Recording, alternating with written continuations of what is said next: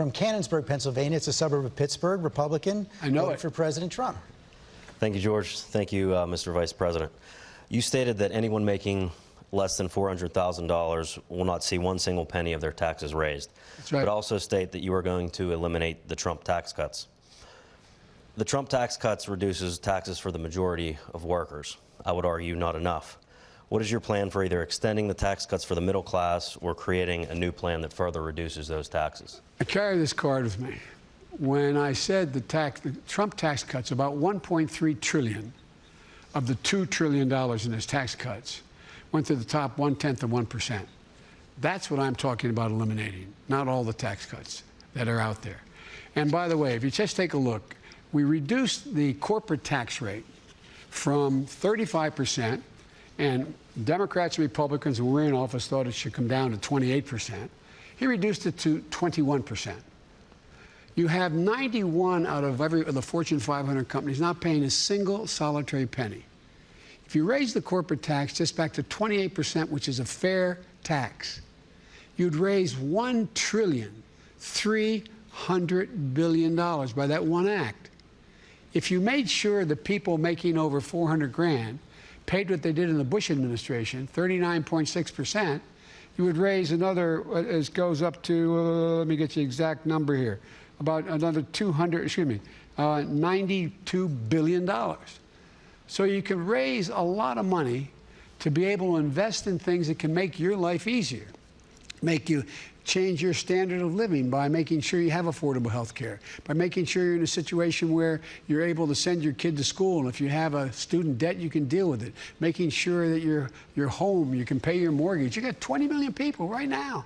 Mr. Vice President, let me press you on that, though. Sure. You're going to raise the corporate tax. You're going to raise taxes on the wealthy. Is it wise to do even that when the economy is as weak as it is right now? Another 900,000 people. That's a great question. Moody's did an analysis of my detailed analysis of my tax plan and my economic plan. They said, I will in 4 years, Moody's, Wall Street, said I will create 18.6 million new jobs, good-paying jobs, number one. Number two, and I'll increase, the GDP will grow by $1 trillion more than it would under Trump, and 7 million more jobs than under Trump. And the reason is when you allow people to get back in the game and have a job, everything moves. Everything moves. Right now, you got the opposite. You had last year, during this pandemic, you had the wealthiest billionaires in the world, in the nation. They made another $700 billion. $700 billion. He talks about a V-shaped recovery. It's a K-shaped recovery. If you're on the top, you're going to do very well. And the other thing and if you're at the bottom, or you're in the middle or the bottom, your income is coming down. You're not getting a raise. I don't know what you do. You may get a raise. Hope you're a billionaire. But all kidding aside, but it's about growing the economy. And George, the way out, the reason why I'm so optimistic about economic recovery, more than I've ever been, is we have these 4 crises happening all at once, and one helps the other. For example, we're going to invest a great deal of that money into infrastructure and into a green infrastructure. We're going to put 500,000 charging stations on new highways we're building and old highways we're building. We're going to own the electric market. You know as well as I do from your days, in the old days, where the president spends about $600 billion a year on government contracts.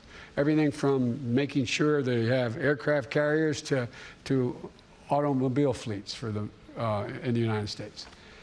If you and it's not violation of any international trade agreement, made in America. If you actually insist that whatever that product is, made in America, including the material that goes into the product, it's estimated we're going to create somewhere between another 4 and 6 million jobs just by doing that. But what's happening now? Under his trade policy, a lot of this is going overseas. You get a benefit from going overseas if you have much of it being made overseas. So if you send it overseas, you get a 10% tax increase on the product. If you make it in America and you bring it back, you get a 10% growth. If you bring back a company and you're going to open up an old facility, you get a 10% tax credit for all you invested. That actually works, George. So there's not going to be any delay on the tax increases. No, well, I got to get the votes. I got to get the votes. That's why, you know, the one thing that I have this strange notion. We are a democracy. Some of my Republican friends and some of my Democratic friends even occasionally say, well, if you can't get the votes by executive order, you're going to do something. Things you can't do by executive order unless you're a dictator. We're a democracy. We need consensus. Hi, everyone. George Stephanopoulos here. Thanks for checking out the ABC News YouTube channel. If you'd like to get more videos, show highlights, and watch live event coverage, click on the right over here to subscribe to our channel. And don't forget to download the ABC News app for breaking news alerts. Thanks for watching.